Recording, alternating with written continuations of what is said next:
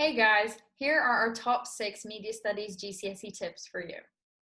So, for your coursework, you'll be allowed to choose from a range of different options. So, this could include a music video, an advertisement, or even a short film. So, my first tip would be to make sure that you perfect your coursework, meaning that you have to put in as much effort as possible, because this will kind of serve as like a backup plan if the exams don't go too well. In order to achieve a good grade on your coursework, you'll have to choose an option that you will genuinely enjoy and are willing to dedicate a substantial amount of time to. Another thing that you need to remember is that you can't finish your coursework overnight, and even if you do, it may not be of the best quality. So remember to be constantly submitting drafts to your teachers and asking for feedback. I would also recommend looking at other coursework examples that have done well in the past, and then that way you can kind of get an idea of what works and what doesn't. So Our next tip to you is about revision methods. Obviously, our revision methods may not be suitable for you, but explaining it to you may help you form your own and personalize it for you. I had two ways in which I revised, the first one being the blurting method and the second one being the table method. Within the blurting method, I would try and learn everything about the close product studies, which would include all the key points like the date of release, the contextual information, key elements that I would want to write in my long answers in the exam, and then basically blurt everything out and everything you remember onto an A4 piece of paper, and then refer back to your notes and look at what you missed and keep adding on until you've practically have a huge mind map of everything that is needed to know for the close product study.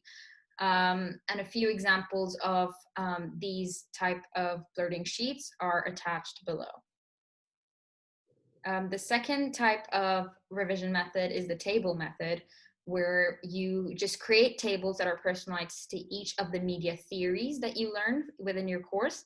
And certain examples are either Todorov's theory or the uses and gratifications theory, where for each close product study you apply Todorov's method. Even though some close product studies are more suitable for the method than others, it's good to have a good understanding of the application of that theory on all close product studies, so that when it comes to your exam, just to make your life a bit easier, you don't have to think on the spot and already know what you're planning to write based on the theory.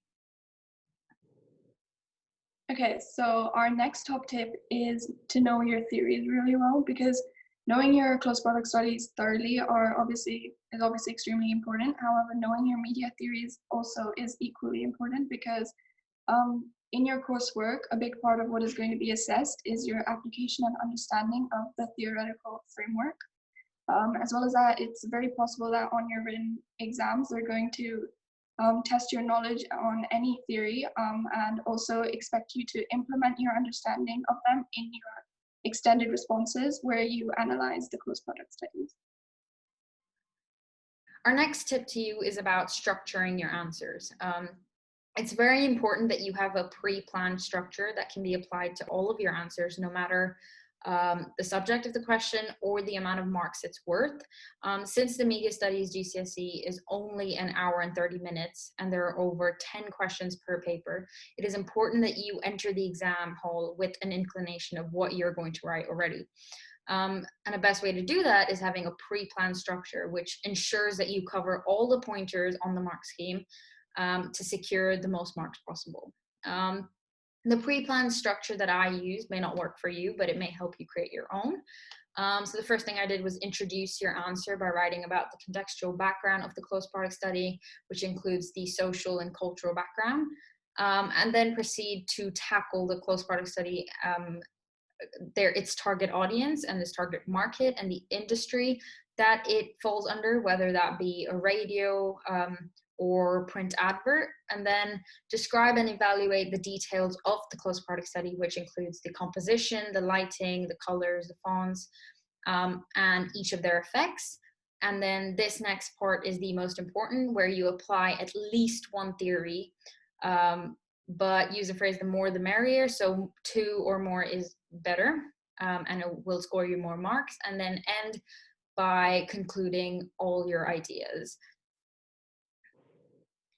So our next tip is to use subject-specific terminology. So make sure that you're familiar with all of the closed product studies within the media study specification. So like Anushka said earlier, this includes memorizing dates, places, and key facts relating to the closed product study. In addition to that, you should also try to learn a variety of key terms to do with things like camera angles, narrative techniques, genres, and other media-related terminology. I would also try to look into things like target audiences, because this is something that's quite important to know, because you have to kind of link that in to the majority of the questions you'll be asked. Instead of using the word shows, so for example, if you're trying to analyze a certain part of the text and you want to say this shows, try using the word this connotes instead. This is quite a small thing, but it was something that my teacher constantly told me to do, and I think that it actually did help in the end. So Okay, so our next tip is to do a lot of past papers, because while you don't necessarily have a time restraint for your coursework, you only get 1.5 hours for each one of your written exams, as Anushka previously mentioned, which definitely doesn't seem like a lot of time considering the amount you're expected to write. However, a good way to practice and improve your time management skills would be by doing past papers, because this way you get to practice your writing under pressure while also making sure that your answers are of high quality and aren't too rushed. The practice will also build your confidence up significantly, which is important, as even though it may not seem like it right now, your mindset is definitely a big factor in succeeding in your exams. Those were all our 6 tips and tricks. Hope they help you. Thank you.